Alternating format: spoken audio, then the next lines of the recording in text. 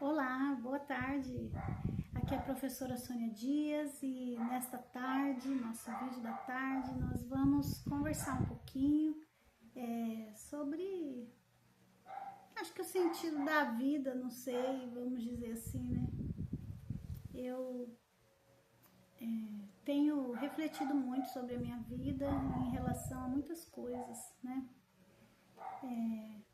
Outro dia alguém falou assim, nossa, mas você, né, começou a fazer vídeo no YouTube, tá conversando bastante, fazendo bastante vídeo, tem muita coisa para falar.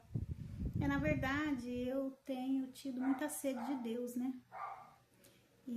Mas antes da gente continuar nossa conversa, vamos dedicar esse momento a Deus para que o Senhor possa estar conosco aqui e que Ele receba este vídeo, né? Pai querido, Pai amado, nós entramos em Tua presença, Pai amado, neste momento, para Te agradecer pela oportunidade, Senhor, de falar sobre a importância de Te buscar, a importância de conhecer mais a Tua Palavra, e não importa, Senhor, quem seja a pessoa, desde a criança ao idoso, todos precisam de Deus, Senhor. Dedico este momento de reflexão a Ti, Senhor. Receba este vídeo como aroma suave e agradável ao Teu santo trono. Em nome de Jesus, amém. Então, eu tenho refletido muito, assim, sobre mim, né? E isso que me levou a começar a fazer vídeos, né? Então, como quem já viu nos primeiros vídeos, eu sou professora de língua portuguesa, e Deus tocou no meu coração em um momento de algumas experiências espirituais noturnas horríveis para eu fazer vídeos, né? Porque, assim, o porquê exatamente a gente não sabe, né? Mas eu creio que foi para elevar o nome dele, né? E para me aproximar dele, né? E também porque quando você eleva o nome de Deus, você traz ele para o teu ambiente, né? Para a tua rotina. E, assim, se eu tivesse no outro momento da minha vida, tá dormindo super bem, tá otimamente bem, às vezes eu ia ficar pensando, não, acho que é coisa da minha cabeça, não foi Deus quem falou. Mas, infelizmente, muitas das pessoas aprendem na dor e comigo foi assim, né? Então, eu sou cristã, evangélica, já fui católica e na igreja católica, eu vou falar bem a verdade, eu não li a Bíblia não. Eu li assim, naqueles poucos momentos que o próprio padre fazia ali aquela leitura, né, na hora da missa. E depois, em algumas partes só, alguns versículos, algumas coisas que a gente lia quando eu fiz a primeira comunhão, preparação para o batismo, primeira comunhão, crisma, mas a gente estudava muita coisa sobre a própria igreja, né? Assim, vinculada à Bíblia, né? Então, assim, ficava um pouco confuso. Mas foi muito produtivo também, porque a Igreja Católica, por mais que ela se baseia na Bíblia, mas ela não te põe para ler a Bíblia, mas tudo que ela faz é baseado na Bíblia. É uma coisa muito doida, né? Mas eu fui muito abençoada ali. E agradeço muito a Igreja Católica e foi lá que eu conheci Jesus, né? E na igreja evangélica eu já tive mais experiências com a Bíblia, tanto é que na primeira vez, né, quando eu me converti na igreja evangélica, na Primeira Batista de Campo Grande, eu tive um sonho, né, com anjos, os anjos sorrindo assim, dando de alegria, eles estavam muito felizes porque eu tinha me convertido. E só que eu não prossegui ali, né? Eu fiz parte, né, por uns 2 anos ali, aí depois eu não prossegui. Eu tinha muito assim, eu queria fazer uma faculdade, depois entrei na faculdade, entrei no curso de administração. Aí do curso de administração fiz 1 ano de administração, não quis continuar. E depois do curso de administração entrei no curso de biologia, olha só. Então lá nesse curso de biologia, eu gostei muito de biologia. Só que naquele tempo específico não tinha bolsas, essas coisas, né? E eu queria trabalhar, e aí eu entrei num supermercado para trabalhar, olha só. Trabalhando nesse supermercado e fazendo a faculdade de biologia. e isso me desgastou muito, né, porque era muito puxado, e o curso de biologia você tinha que se dedicar muito, porque é quase uma medicina ali, né. Mas eu fiz assim um semestre, fui bem, e aí quando eu estava fazendo o segundo semestre, eu optei por trabalhar, olha só, preferi, tranquei a faculdade, falei, não, vou trabalhar. Só que eu não tinha, assim, olha só como que é interessante, né? Hoje, tudo que eu faço, eu oro, falo com Deus, né? Mas naquela época, todas as minhas decisões eram assim, não, vou trancar, vou fazer. Eu não tinha aquele momento assim de ajoelhar, falar, Senhor, me ajuda, né, nessa questão, pedir a Deus uma orientação, né, será que Deus está feliz comigo? Se não, eu não tinha essas coisas. E faltou isso, né, eu colocar diante do Pai, né, todos os meus anseios, as minhas dúvidas, faltou um pouco. E, enfim, depois fui para o curso de letras. No curso de letras eu gostei muito.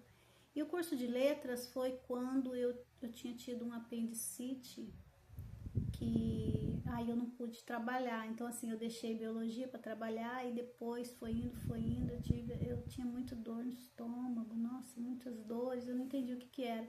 E aí deu um apendicite e eu tive que fazer a cirurgia às pressas. E no final das contas eu fiquei sem a faculdade, sem o trabalho, tive que ficar em casa. E foi quando eu me voltei para Deus, né? E uma colega minha, eu comentei com ela, eu queria ir em uma igreja, eu gostaria de ir em uma igreja, mas eu não quero ir na igreja católica, eu queria ir numa igreja evangélica, né? Conhecer como que é, porque meu pai era evangélico. E ela falou, vou te levar numa igreja. O nome dessa minha colega é Kelly. Aí fui com ela até a igreja. E cheguei lá, eu achei o máximo. Nossa, achei assim... Hoje, pensando, não estava nada tão extraordinário, né? Mas eu achei o máximo. Tinha 2 salas, você acompanhava o culto numa sala e passava numa TV que o pessoal que estava na sala de cima assistia ao mesmo tempo, porque não tinha um lugar adequado, o tamanho, né? A igreja até estava querendo reformar. E depois reformaram, a igreja hoje é enorme, Primeira Batista aqui na minha cidade. E, enfim, fiz parte lá, conheci muitas pessoas e... Inclusive, quando eu tive o problema da apendicite, uma moça que estava fazendo medicina, ela era residente na Santa Casa, né?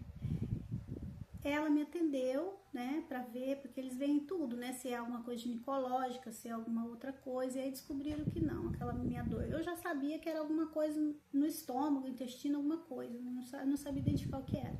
Aí descobriram apendicite, porque eu saí do posto de saúde com a desconfiança, né, com a possibilidade de ser apendicite, mas chegou lá na Santa Casa, eles queriam ver tudo de novo, né, e aí eles entenderam que era sim apendicite.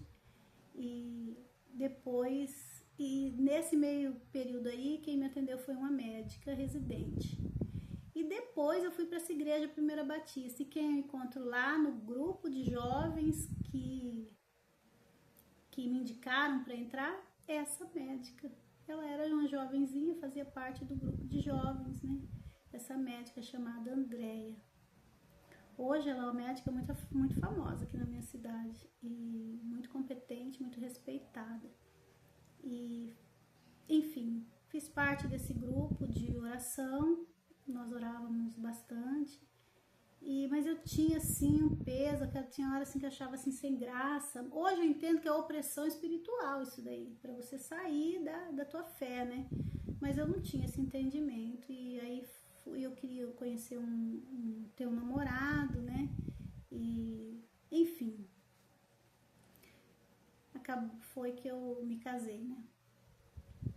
E depois acabei entrando na faculdade de letras, fiz a faculdade de letras e eu amei, né? Virei professora de língua portuguesa e deixei a minha faculdade de português e inglês, mas eu deixei o inglês de lado porque eu tinha que me dedicar um pouco mais e assim, eu não colocava nada diante de Deus, então foi tudo atropelado, né? Mas Deus, ele coloca a mão, né? Ele coloca a mão, ele me protegeu muito o tempo todo, né? Nessas questões de estudo, assim. E eu sempre fui muito forte nessa questão de falar, eu quero fazer isso, eu vou fazer até o fim. E isso é ruim, quando você não tá com Deus, até pro pecado, você, não, eu quero isso, quero isso. Às vezes o que você quer é errado, né? Às vezes não é uma coisa que Deus quer, né? Então, eu sou muito forte nessa parte, assim, eu quero, eu vou, eu consigo, eu quero, eu posso, eu consigo, eu quero, eu posso, eu consigo. Eu tenho essa força, assim, desde jovem, né? E aí terminei o curso de letras, depois eu fui fazer mestrado, fiz o mestrado, fiz um doutorado. E quando chegou nesse doutorado, aconteceram coisas que eu nunca imaginei na minha vida viver. Porque o que acontece? Eu tinha feito o teste 2 vezes, não tinha passado, e eu já estava frustrada. E quando eu entrei para essas questões de mestrado, doutorado, eu vi como se fosse uma intenção das universidades, assim, que era muito voltada para a esquerda, né? E eu nunca fui muito ligada nessas coisas de política, assim, diretamente, né? E eu fui percebendo, assim, que tinha uma bandeira muito grande em relação a Karl Marx, né? Algumas coisas nesse sentido, né? E aí eu falei, peraí, quer dizer que até na faculdade eu tenho que me decidir de que lado eu estou, porque as teorias são assim, né? As teorias, elas não é que elas sejam exatamente partidárias, né? Mas elas se encaixam em algumas ideias, né? E você tem que alinhar suas ideias àquelas teorias. E isso me frustrou um pouco. Eu falei, não, eu queria estudar. Só que quando você estuda vai para uma pós, você tá querendo ver o mundo, as ideias amplamente, né? E isso envolve tudo, na verdade, tudo. Quem é você, como você pensa, né? Quais são suas escolhas, como você quer o teu país. Então, na verdade, a teoria ela vai te trazer para essa amplitude, né? Que eu não queria tratar, porque é muito mais cômodo. Eu quero estudar, quero fazer um mestrado, mas eu não quero. Mas o mestrado até que eu consegui um pouco, né? Mas hoje eu vejo que não foi tão assim, né? Porque eu fiz umas análises que acabou virando algumas coisas um pouco políticas, né? No meu mestrado eu analiso a notícia, mas não a notícia propriamente dita ali, mas o germe da notícia. Eu parto do gênero fofoca para tratar dessa evolução e como ela se manifesta hoje no mundo atual, né, nas mídias sociais, que são as colunas sociais. Mas eu parti um pouco assim pelos bastidores da política, né?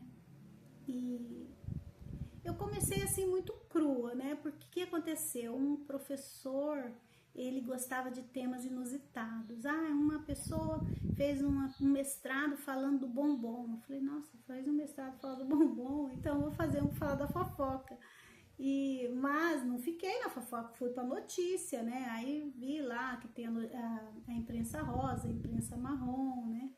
E a notícia séria, né? A coluna social, que ela é mais suave, né? Um tema mais aberto. Enfim, aí eu fiz essa pesquisa e nas minhas análises, algumas coisas eu tive que buscar umas notícias de bastidores da política, né? Então ali eu já entrei um pouco nessa parte aí, né, que eu não queria entrar. E aí eu fui vendo que a universidade, você tem que se posicionar, né? Até tinha uma disciplina com a professora que falava assim, vocês têm que se posicionar, tem que se posicionar, gente. E eu nunca quis me posicionar em nada, né? E quando eu fui pro doutorado, eu achei assim, eu sou muito curiosa, comecei a observar, né, as pesquisas, os pesquisadores, e eu vi lá uma pesquisa que fugia um pouco dessa coisa de direita e esquerda, né? Mas, bom, não foge, né? Quem sabe, conhece profundamente, sabe que eu tô falando que não foge. Mas não fala, não fica falando de política, né? Você vai falar de quem você é, né? Das coisas que você, seus valores, né? Porque o tema era religião, né? É a semiótica discursiva, que estuda a linguagem com a religião. Ali, aí eu comecei a pesquisar. E afinal, no final das contas, meu corpus virou, corpus de pesquisa, né? Virou casamento, né? Assim, não casamento, pregações cristãs, evangélicas e protestantes no meio midiático digital. E eu tinha que fazer as análises dentro da perspectiva da semiótica tensiva, né? Que eu achei muito difícil, uma teoria difícil. E lá fui eu fazer essas pesquisas, né? E quando eu comecei a fazer a pesquisa, é como se eu não tivesse, olha só, a minha ingenuidade espiritual, né? Fui lá, meti a cara. Como se eu não tivesse não fosse gabaritado o suficiente espiritualmente para tratar daquele tema. Só que o que aconteceu? É como se Deus não rejeitou a minha intenção, né? Porque ele levou em consideração, ela é formada em letras, está fazendo uma pesquisa dentro da teoria. Só que quando envolve a religião, você tem que ter uma certa autoridade religiosa. Isso que eu entendi. Se alguém já trabalhou tema religioso e é uma pessoa comum, né, que não é muito religioso, escreva aí nos comentários, porque comigo eu percebi que eu tive que, como se eu tivesse feito uma limpeza, né? Uma limpeza. E ao mesmo tempo que Deus me limpou, eu também senti que uma força contrária, que não é de Deus, não queria que eu fizesse essa pesquisa. E isso foi o que eu concluí. Comecei a ter algumas experiências que não vale nem a pena falar, né? Mas no final das contas, isso me aproximou de Deus e muito, né? Muito mesmo. E eu voltei a ir à igreja de uma maneira mais... levei toda a minha família, todo mundo foi para a igreja, né? E isso foi muito bom, foi muito marcante, né? Enfim, só que eu não tinha virado uma cristã como deveria ser, né? Hoje eu enxergo isso. Se você me falasse lá naquela época, eu ia falar, não, eu sou cristã. Porque assim, o cristão, gente, ele tem a prática da leitura bíblica. Você não pode deixar de ler a Bíblia, né? O cristão, ele tem que ser dizimista. Eu não era dizimista, eu era ofertante, né? Porque eu não achava que Deus ia considerar isso para eu ser uma cristã. Deus considera. Sabe por que ele considera? Porque as igrejas precisam sobreviver. E se todos os cristãos forem assim, só de ofertinha, como que a igreja vai sobreviver, né? Então, mas eu não tinha entendimento disso. Eu não tinha entendimento que eu tinha que agarrar. Talvez se eu fosse um adolescente, Deus ia ser mais suave comigo. Eu acredito que é porque eu já tenho uma aí, né? Já passei aí, tô na casa dos 40, né? Então, eu tenho uma responsabilidade, né? Mais profunda que eu estava negligenciando, porque eu achava que não era importante, que isso não ia me tirar da presença de Deus. Não que eu não tivesse proteção, eu tinha proteção. Eu percebi em algumas situações assim que Deus me livrou de muita coisa espiritualmente falando. Mas é como se eu tivesse que me alinhar mais ainda, né? Talvez seja isso. E eu percebi que ser cristão não é uma brincadeira, não é brincadeira, você tem que ser cristão mesmo.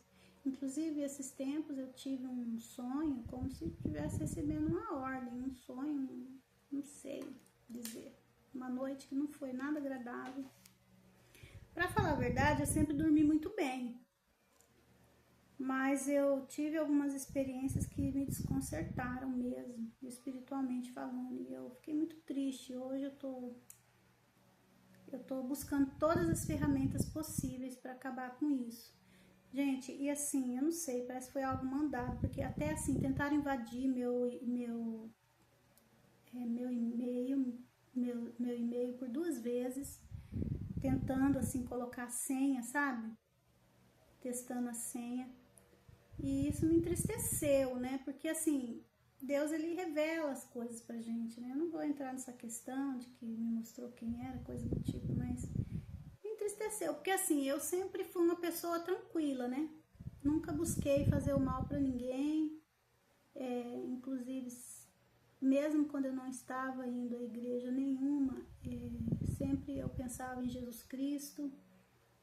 Às vezes, né, essa questão dele ser Deus ou profeta apenas, porque eu trabalhei com os muçulmanos numa época, né, tinha essa questão. Eu até fiquei balançada nisso daí. Depois chega na universidade, tem uma visão mais ou menos nesse sentido.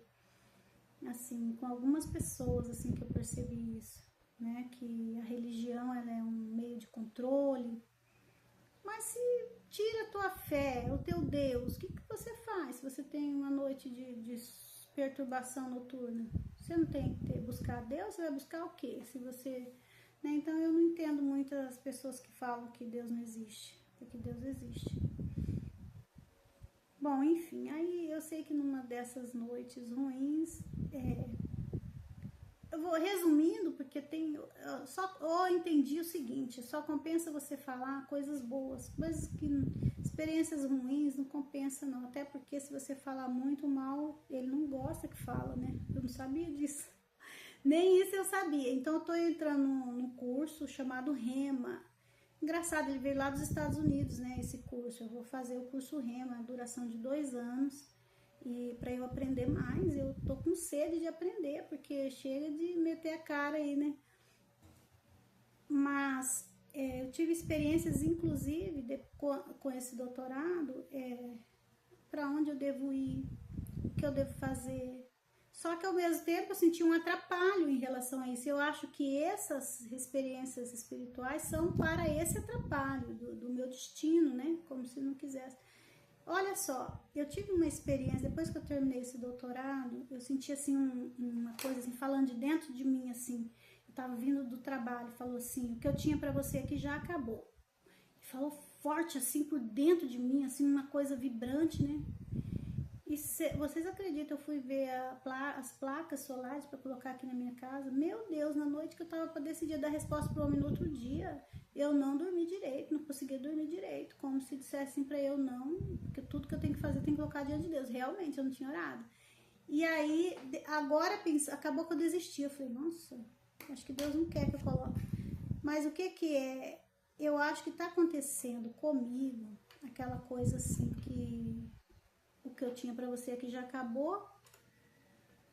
Então eu acho que eu vou ter que ir para outro lugar, gente, porque eu não posso nem colocar uma placa solar na minha casa, que é como se eu não tivesse autorização espiritual. Porque assim, aí eu fui pensar assim no meu histórico familiar, né? Eu tenho minhas irmãs, fizeram faculdade, mas assim, a maioria não entrou na área. Só tem uma que entrou na área, a minha irmã mais velha. E ninguém trabalha o tema religioso, né? E eu não sei, tem alguma coisa aí na minha vida, vamos ver o que Deus tem pra mim, né? E que o inimigo, ele quis tirar a minha vida mesmo, porque as coisas que eu vivi espiritualmente foi surreal. E quando eu era criancinha, até tô fazendo umas reuniões com uma pastora que ela trata dessas coisas assim, né? E ela é muito sábia, né? É Andressa o nome dela, Andressa Zait, acho que é Zait. E aí ela me falou para eu ver as coisas que talvez eu tenha vivido na infância. Aí eu me lembrei assim, coisas que foram declaradas sobre mim, né? Não lembro disso não, de coisa negativa declarada contra mim não, mas eu lembro que quando eu nasci, minha família, várias pessoas já me falaram que diz que essa minha irmã mais velha, ela falava, chega de filho, brigou com a minha mãe, fez um escândalo, não queria que minha mãe tivesse mais filho, mais um.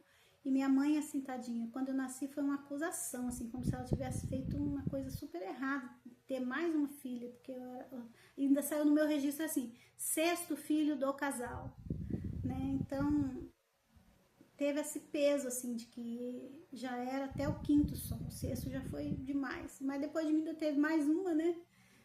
E outra coisa também, né?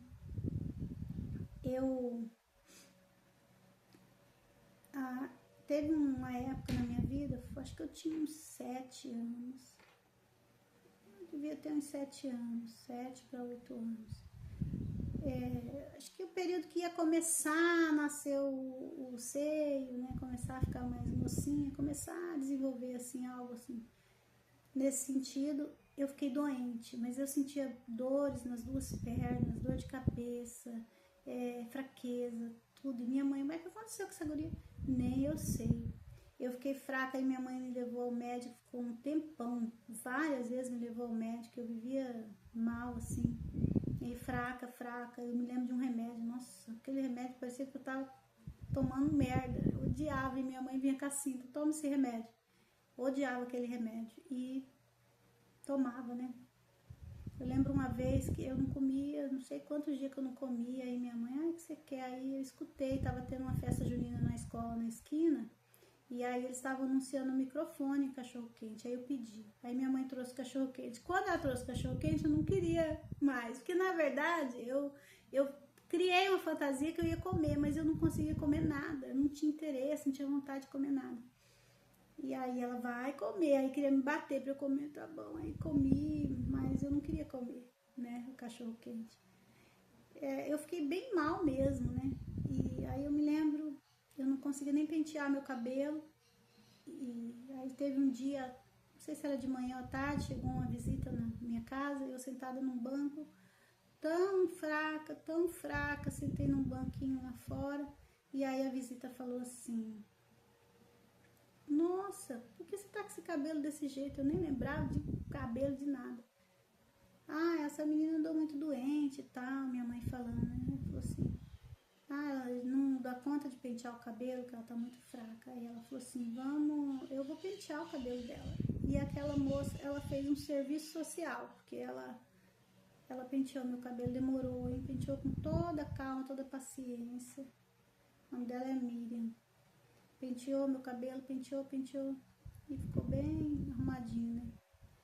E, enfim, eu penso que ali foi uma obra do mal, porque nos exames não saiu que eu tinha nada, saiu que eu tinha lá reumatismo no sangue. E aí eu fui ver depois que não existe, né, essa doença. Nunca deu nada, assim. E aí depois fiz exames, não dá nada, normal. Enfim, eu penso que foi um ataque do maligno mesmo. E depois disso, depois de tudo isso, eu sempre... Bom, é isso, gente. Eu acho que tá ficando muito longo o vídeo. O que eu ia falar era, na verdade, assim, que daí, por esses dias, Deus me orientou a fazer serviço social também. Então, eu tô visitando os velhinhos, no Asilo São João Bosco, e hoje eu visitei uma velhinha que ela me contou uma história tão longa, eu vi como que o mal também pode trabalhar na mente, né? E aí depois que ela me prendeu lá quase a visita inteira, ainda bem que eu levantei um pouco para falar com os demais, né? Mas aí falou assim, não, ela fantasia coisa, que ela me contou umas histórias, eu falei, meu Deus, que isso aconteceu com ela? E ela queria pedindo socorro porque ela queria sair de lá, né? Então, assim, eu tava mais acreditando nela. E depois eu vi que não tinha nada a ver aquilo, né?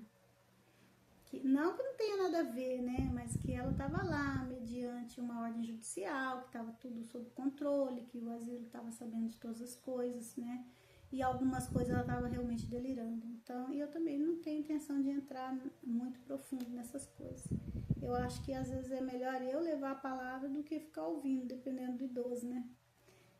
Assim, eu tô aprendendo isso, né? E eu tô achando interessante conhecer alguns idosos. Cada vez que eu vou, não vou todos os dias, né? Cada vez que eu vou, eu conheço mais um, depois conheço outro. Eu dou atenção aos poucos, né? Porque os velhinhos, eles gostam, os idosos, eles gostam de falar, né? E aí, se você fala um pouquinho, já sai de perto, aquilo ali não adiantou nada, né? Não é uma visita, então. Só que eu não consigo, assim, dar atenção ao mesmo tempo para todos, né? mas eu achei muito interessante também isso, né? De Deus me orientar a ir no asilo, né? Eu tenho uma mãe idosa. Quem cuida mais dela, assim, é minha irmã, né? Tem uma irmã minha que mora com elas. E ela tá lá morando com a minha mãe. Mas eu sempre vou. Mas minha mãe, ela não tem tanta essa necessidade de a gente ficar indo lá. Ela quer ver a gente bem, né? Eu vou, se fica muita gente também, tem hora que ela quer ficar com a casa mais vazia, né? É isso, eu tô refletindo um pouco sobre a vida, né? Não sei, escreva aí nos comentários se essa minha conversa aqui valeu pra você em alguma coisa. E às vezes é bom, né, a gente refletir um pouquinho sobre tudo, né? Mas o que eu tiro de tudo isso? Buscai primeiro o reino de Deus, que todas as outras coisas vos serão acrescentadas, porque Deus tem me guardado. Eu tô naquele momento de busca mesmo, eu quero Deus, eu quero Deus, eu quero Deus. É isso. Vamos fechar esse vídeo, que ele já ficou bastante longo, né? Vamos lá. Senhor, nosso Deus, nosso Pai, obrigada, Pai, por esta palavra, obrigada porque o Senhor esteve conosco, o Senhor nos fez refletir sobre nossos valores, Pai, e o Senhor me posicionou, Senhor, nesse mundo como uma cristã, Senhor, e eu quero te servir, Senhor, ser uma cristã de fato, de verdade, Senhor, na tua santa palavra, te buscando, e peço tua proteção, Senhor, na minha vida, e que a pessoa que está assistindo esse vídeo acompanhou até aqui, que ela possa também ser abençoada, protegida e guardada por ti, Senhor, e que ela possa compreender, Senhor, que tudo antes de ser feito tem que ser colocado diante de ti, Senhor, não fazer as coisas no atropelo e buscar a Deus verdadeiramente, não, porque Deus, ele não quer ser louvado, adorado 50%, ele quer ser 100% adorado. Então toda honra e toda glória ao nosso Deus Todo-Poderoso, e que o Senhor receba, Pai, como aroma suave e agradável esse momento de reflexão. Em nome de Jesus, amém. Amém. Tenha uma boa tarde.